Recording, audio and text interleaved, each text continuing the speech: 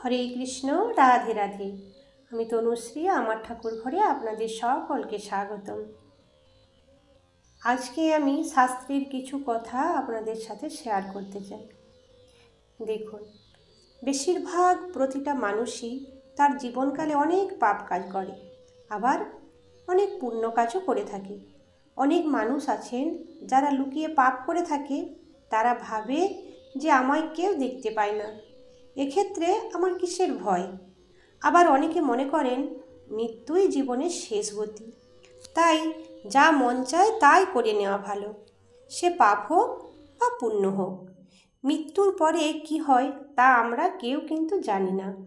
গরুড় পুরাণে মৃত্যুর পর আত্মার সাথে কি হয় তা বর্ণনা করা হয়েছে। আমাদের পুরাণ কতটা নির্ভুল তা আমরা বারবার সায়েন্সের মাধ্যমে প্রমাণ পেয়েছি।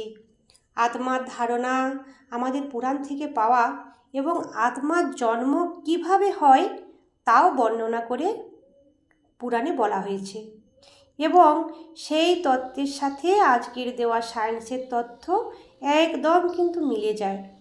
গান্ধারীর জন্ম দেওয়া 100টি সন্তান আগে আমাদের কাছে গল্প কথা মনে হলেও সায়েন্সের চোখে যেমন তা আজ বাস্তব, সেই রকম মৃত্যুর পরে যমরাজ আমাদের নিতে আসবে না, আমাদের পাপের বিচার হবে না, এটি আমাদের কাছে গল্প কথা হলেও মৃত্যুর পর হয়তো এটাই আমাদের কাছে বাস্তব হয়ে দাঁড়াবে।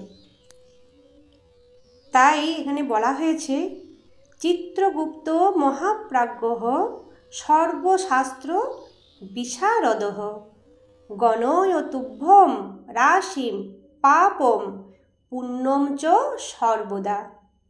মহাজ্ঞানী ও সর্বশাস্ত্রে বিশারদ চিত্রগুপ্ত সর্বদা মানুষের পাপ এবং পুণ্য এই দুই রাশিরই গণনা বা হিসাব নিখুঁতভাবে রাখেন। মৃত্যুর পর জীবাত্মা 47 দিন পরে বৈতরণী নদী ও 16টি ভয়ঙ্কর নগর পার করে যখন যমপুরীতে পৌঁছায়, দেখে বিশাল বড় দরজার সামনে যমদূতেরা দাঁড়িয়ে আছে। সেখান থেকে তাদের ভিতরে পাঠানো হয়। সেখানে যমদূতের কাছে বসে আছেন চিত্রগুপ্ত, পাপ পুণ্যের হিসাব রক্ষক। তার কাছে অগ্রসন্ধানী নামে একটি বিশাল খাতা বা গ্রন্থ থাকে।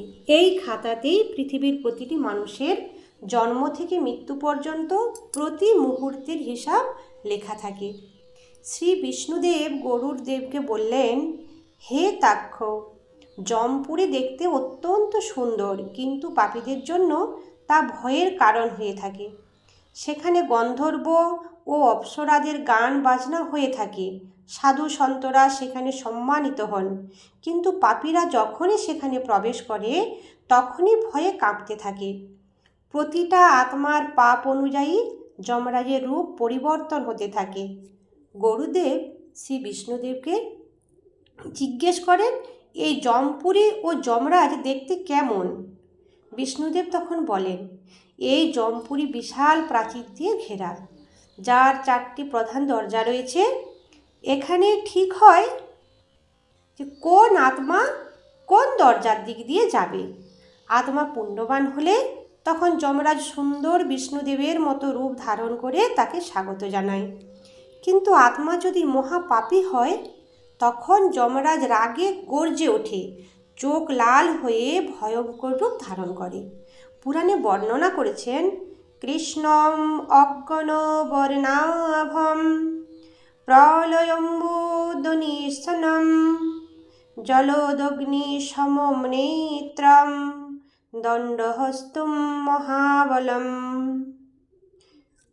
পাপীরা দেখে যমরাজ মেঘের মতো কালো, প্রলয়কারী তার রূপ, বজ্রপাতের মতো তার গর্জন, তার চোখ দুটি জ্বলন্ত আগুনের মতো লাল, হাতে বিশাল দণ্ড বা গদা, যেটা আমরা গদা বলে থাকি, এবং তিনি মহাবলশালী মহিষ, তার বিশাল দাঁত, তার উপরে বসে আছেন, এবং তার ভ্রূকুটি দেখে পাপী আত্মা ভয়ে মূর্ছিত হয়ে যায়। এই রূপ দেখে এবং তার শাস্তি শুনে পাপী আত্মা মিথ্যে বলার প্রয়াস করে নিজের পাপ লুকানোর চেষ্টা করে থাকে।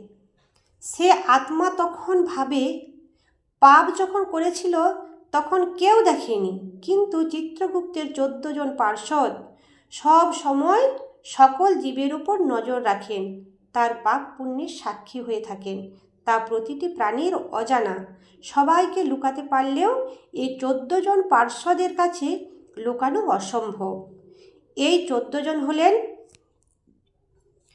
সূর্য, অগ্নি, খম, মরুদ্দেবঃ, সোমঃ, সন্ধ্যাঃ, খপঃ, দিশশ্চ কালঃ, ধর্মশ্চ, সর্বে সাক্ষ্য প্রদায়িনঃ।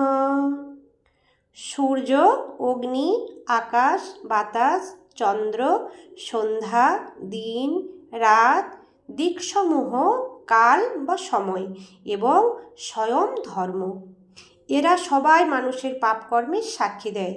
তাদের সাক্ষীর কাছে পাপী আত্মাকে তার পাপ স্বীকার করতেই হয়।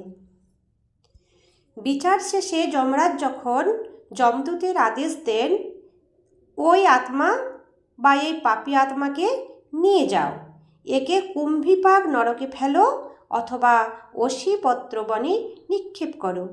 কুম্ভীপাক নরকে আছে ফুটন্ত তেলের কড়াই, সেখানে আত্মাকে ওই তেলে ছেড়ে দেওয়া হয়। আর অসিপত্র বন, এই বনে আছে ধারালো পাতার জঙ্গল, এখানে আত্মার গায়ে ধারালো কাঁটা ক্ষত সৃষ্টি করতে থাকে। এরপর ওই দুটো শাস্তির মধ্যে যে শাস্তি পাক, পাপী আত্মা চিৎকার করে কাঁদতে থাকে আর বলে, আমি কেন পাপ করলাম। কিন্তু যমদূতরা মারতে মারতে সেই পাপী আত্মাকে নরকে নিক্ষেপ করে। আর যদি আত্মার পুণ্য বেশি হয়, তবে যমরাজ বলেন, হে পুণ্যাত্মা, তুমি ধন্য, তুমি এখন স্বর্গের সুখ ভোগ করো। তখন স্বর্গ থেকে দিব্য রথ আসে এবং গন্ধর্বরা গান গাইতে গাইতে সেই আত্মাকে সঙ্গে নিয়ে স্বর্গে গমন করে। প্রতিটা আত্মাকে তার কর্মের ফল ভোগ করতেই হবে, সে এই জন্মে হোক বা 100 বছর পরেও হোক। একটি শিশু যখন মাতৃগর্ভে থাকে, তখন ওই ছোট্ট মাতৃগর্ভে প্রচুর কষ্ট ভোগ করতে হয়। তার পূর্বজন্মের কৃত সকল স্মৃতি মনে থাকে। সে ভগবানের কাছে প্রার্থনা করেন, এই যন্ত্রণা থেকে মুক্তি পেলেই সে এই জন্মে ভগবানের নামে